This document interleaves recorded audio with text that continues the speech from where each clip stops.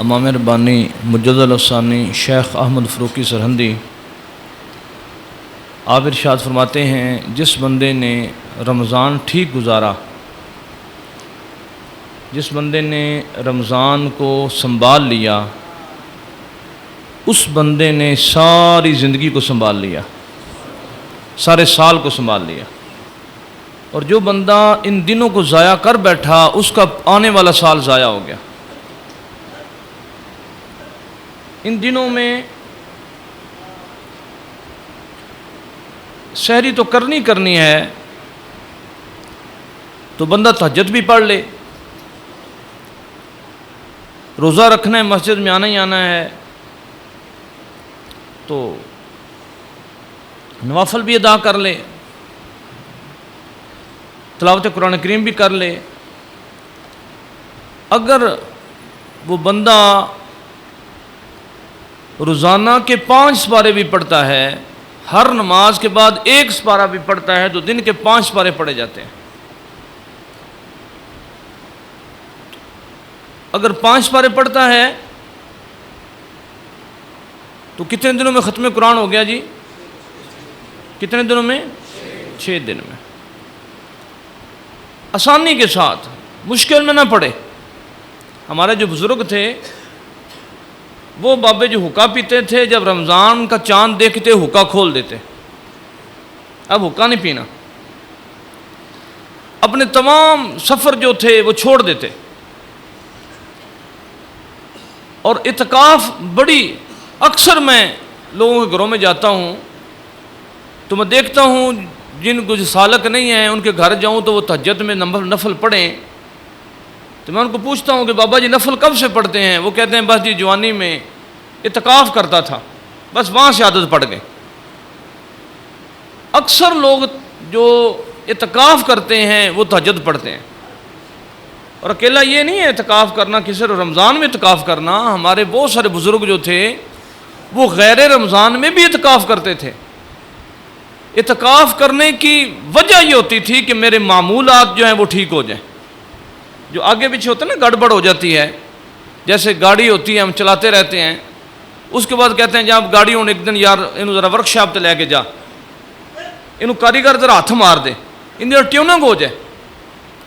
رمضان بھی بندے کی ٹیوننگ ہے، اور اس ٹیوننگ میں پھر مکمل طور پہ بندہ ورک شاپ میں رہے۔ یہ نہیں ہے کہ بندہ چھوڑ دے، ادھر جا رہا ہے ادھر جا رہا ہے ادھر جا رہا ہے۔ اور سب زیادہ صاحب مجھے ایک عجب بات بتائی، وہ میں پہلے نہیں پڑھی تھی، پہلے نہیں سنی تھی۔ وہ مجھے انہوں نے فرما رہے تھے کہ جو بندہ رمضان میں گناہ کرتا ہے، جو بندہ رمضان میں شراب پیتا ہے، زنا کرتا ہے، برائی کرتا ہے، فرما رہے تھے سارا سال فرشتے اس پہ لعنت بھیجتے رہتے ہیں۔ اگر رمضان میں نیکیاں بڑی زیادہ ہیں تو رمضان میں بدی کا گناہ بھی بڑا زیادہ ہے۔ رمضان کا حیا کرنا، رمضان کا حیا کرنا، رمضان المبارک کے مہینے کا حیا کرنا، اس کا خیال کرنا۔ یہ نہیں ہے کہ رمضان آیا ہے تو بندہ اس میں گناہ کرے۔ اور رمضان کا ثواب یہ ہے کہ قرآن کریم میں فرمایا گیا کہ ایک نیکی کا ثواب 10 گنا، بعض دفعہ 700 گنا۔ میں رمضان روزے کا ثواب ایسا ہے کہ صرف اللہ ہی جانتا ہے کتنا ثواب ہے، اس کا ثواب بتایا نہیں گیا۔ اللہ فرماتا ہے یہ میرے لیے ہے، میں اس کا اجر عطا فرماؤں گا۔ اور رمضان المبارک میں جو نفل ہیں ان کا ثواب جو ہے وہ فرضوں جیسا ہو جاتا ہے، اور فرضوں کا جو ثواب ہے 70 گنا زیادہ بڑھ جاتا ہے۔ اس لیے رمضان المبارک جو ہے یہ قسمت سے ملتا ہے، اس کا بڑا زیادہ خیال کیا جائے۔ تسبیحات، ذکر و اذکار، صدقہ و خیرات، تلاوت قرآن کریم مکمل طور پہ۔ اب ہمارے لوگوں نے کیسے کیسے پلان بنا دیے، جب سحری کا ٹائم ہوتا ہے، تہجد کا ٹائم ہوتا ہے، اللہ کی بارگاہ میں گڑ گڑانے کا ٹائم ہوتا ہے، اس کو منانے کا ٹائم ہوتا ہے، رونے کا ٹائم ہوتا ہے، اس سے دل کی باتیں کرنے کا ٹائم ہوتا ہے، اپنی خامیاں بتانے کا ٹائم ہوتا ہے۔ اس ٹائم ٹیلی ویژن پہ طرح طرح کے پروگرام لگا دیے جاتے ہیں۔ افطاری کا ٹائم جو اس ٹائم جو دعا کی قبولیت کا ٹائم ہوتا ہے، جیسے مزدور سارا دن مزدوری کرتا ہے تو شام کا ٹائم اس کا مزدوری کا ٹائم ہوتا ہے، دعا مانگنے کا ٹائم ہوتا ہے، وہ بھی لوگ ٹیلی ویژن لگا کے ضائع کر بیٹھتے ہیں۔ یہ جو رمضان مبارک ہے یہ ضائع کرنے والی چیز نہیں ہے۔ اللہ فرماتے ہیں کہ میں روزے اس لیے بنائے کہ تم میں تقوی والے ہو جاؤ، خوب صاف ہو جاؤ، ستھرے ہو جاؤ۔ اور بھی طریقہ تھے لیکن اس کی مثال ہمارے ایک دوست دیتے ہیں کہ جیسے بچہ چھوٹا ہوتا ہے تو ماں اس کو اپنے پاؤں پہ بٹھاتی ہے، بیٹھ بھی نہیں سکتا، دونوں ہاتھوں سے پکڑتی ہے، پھر اس کو صابن لگاتی ہے، اس کے بعد خوب اس کے جسم سے ہاتھ مارتی ہے، وہ بچہ رو رہا ہوتا ہے، میاں میاں کر رہا ہوتا ہے، ماں نہیں چھوڑتی۔ کہ ماں کو پیارا نہیں لگتا؟ جی رلا کیوں رہی ہے؟ صفائی کر رہی ہے۔ بھوکا بندہ رہ کے صبح روزہ رکھو، رات کو تراویاں پڑھو، تم ستھرے ہو جاؤ، تم صاف ہو جاؤ، تمہارے اندر پاکیزگی آ جائے۔ اور دوستو یہ موقع بہت بڑا موقع ہے۔ اب تو ساری نظر آ جا کے اسی موقع پہ لگ گئی۔ رات ایک بزرگ کا فون آیا جدہ سے، رو رہا تھا، ٹائی مار رہا تھا، بات نہیں ہو رہی تھی۔ کہتے زندگی میں پہلی دفعہ سعودیہ میں وقت گزار رہا ہوں اور مکہ مکرمہ سے دور گزار رہا ہوں، حرم مکہ سے دور گزار رہا ہوں۔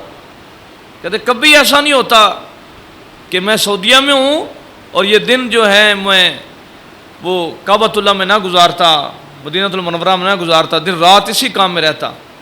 تو دوستو امتحان بڑا ہے، بہت بڑا امتحان ہے، اجر بھی اس کا اتنا ہی ہے، جتنا بڑا امتحان ہے اتنا بڑا اجر ہے۔ اس لیے رسول مقبول صلی اللہ علیہ وسلم فرمایا صحابہ میں نہیں جانتا کہ یہ جو بارش ہے اس کے پہلے قطرے زیادہ بہتر ہیں یا آخری قطرے بہتر ہیں، یعنی کہ میری امت کے ایسے لوگ آئیں گے صحابہ وہ اپنا سارا مال اپنی جان قربان کر دیں گے صرف میری ایک جھلک دیکھنے کے لیے۔ صحابہ تم تو مجھے دیکھ رہے ہو نا، وہ لوگ ایسے لوگ ہوں گے۔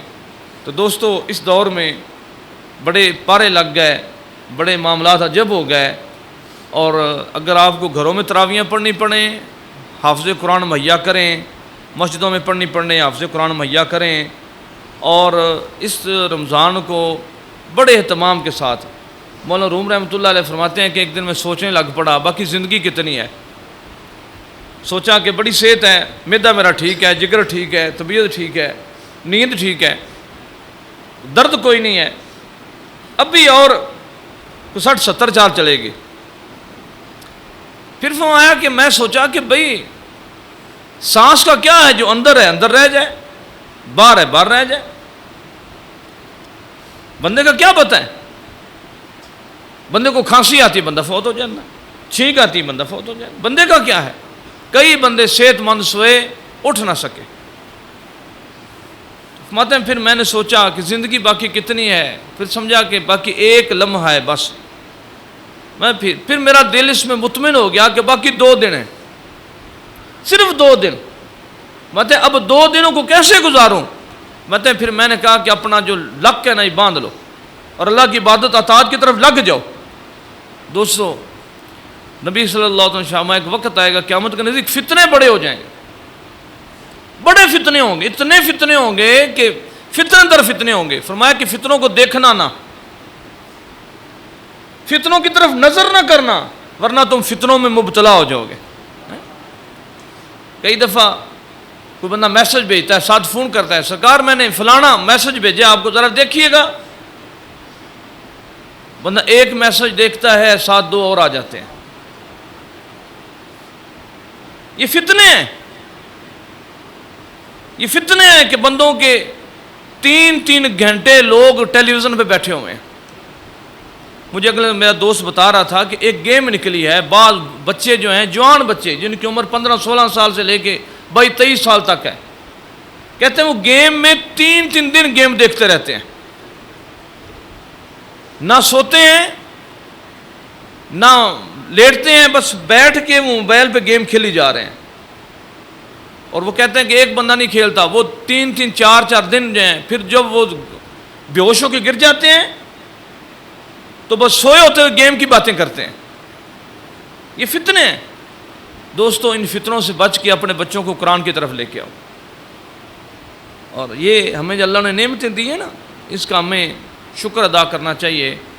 اللہ پاک ہمیں قرآن سے وفاداری نصیب فرمائے، اللہ ہمیں ذکر اللہ سے وفاداری نصیب فرمائے، اللہ ہمیں اپنی ذات سے، اپنے حبیب کی ذات سے وفاداری عطا فرمائے، اور رمضان جو ہے اس کو سنبھال لیں، رمضان کو سنبھال لیں، رمضان کو سنبھال لیں۔ اور یہ نہیں ہے کہ اکیلا رمضان کو سنبھال لیں، زندگی میں جب بھی دیکھیں کہ اب ذرا سا معاملہ ایسے ایسے ہو گیا ہے تو 2 دن اللہ کے گھر کے مہمان بن گئے کہ اب میں اپنے معاملات سیدھے کروں، میں اللہ کی بارگاہ میں چلا جاؤں، ورک شاپ میں چلا جاؤں۔ کئی دفعہ میں جو گاڑی رکھتا ہوں، کیونکہ ہمیں سفر بڑا کرنا پڑتا ہے، گاڑی بڑی دوڑانی پڑتی ہے بہت زیادہ، بعض دفعہ ہم لوگوں کو بتاتے ہیں کہ گاڑی اب لی تھی اب بیچ رہے ہیں، وہ کہتے ہیں چلائی کتنی ہے، وہ کتنی چل گئی، وہ بندے حیران ہو اتنی چلائی۔ ہمیں تو لوگ کئی دفعہ بس فون آتا ہے جی بھول پر فوتگی ہو گئی ہے، تو ہم تو گاڑی دوڑا دیتے ہیں۔ کئی دفعہ طبیعت ناساز ہوتی ہے تو آگے پیچھے ہو جاتا ہے، کئی دفعہ دن میں 2-3 کام اکٹھے ہو جاتے ہیں۔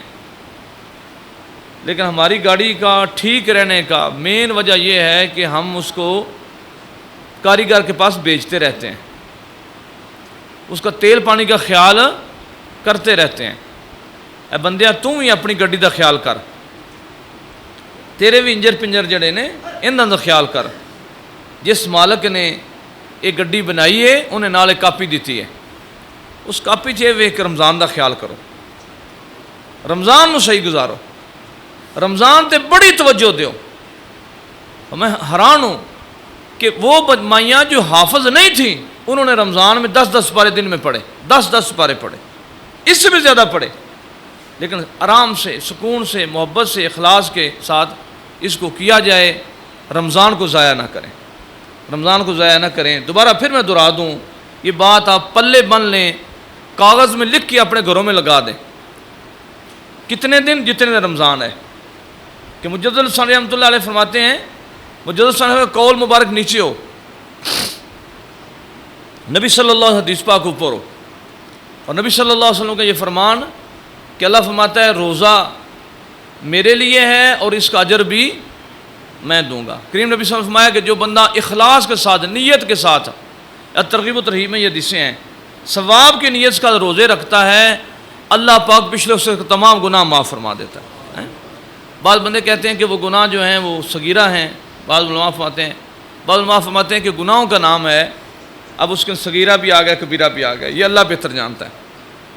اور نیچے بھی حدیث جو ہے وہ بھی لکھ دیں کہ جس نے رمضان ضائع کر دیا، رمضان میں گناہ کیا، رمضان میں زنا کیا، رمضان میں شراب پی، پورا سال فرشتے اس پہ لعنت بھیجتے ہیں، اور اگر وہ رمضان آنے سے پہلے مر گیا تو پھر اس کا کوئی عمل بھی اس کو دوزخ سے بچا سکتا نہیں ہے۔ تو اس لیے دوستو، جس چیز کا فائدہ بڑا ہوتا ہے اس کا نقصان بھی بڑا ہوتا ہے، جس کا فائدے ہیں اس کے نقصان بھی ہیں۔ تو رمضان مبارک میں اپنے تمام تر جو ہیں وہ چیزیں چھوڑ کے مکمل طور پہ زیادہ سے زیادہ توجہ جو ہے وہ عبادات پہ کی جائے، صدقات پہ دی جائے۔ اللہ ہمیں عمل کرنے کی توفیق عطا فرمائے۔ میں فقیر نے آپ کے سامنے یہ بات کی، اللہ مجھے بھی توفیق عطا فرمائے، آپ کے قدموں کا صدقہ، آپ کے اخلاص کا صدقہ، اللہ مجھے بھی اس نعمت کو زیادہ سے زیادہ فائدہ اٹھانے کی توفیق عطا فرمائے۔ اللہ پاک ہمارا مل بیٹھنا قبول فرمائے۔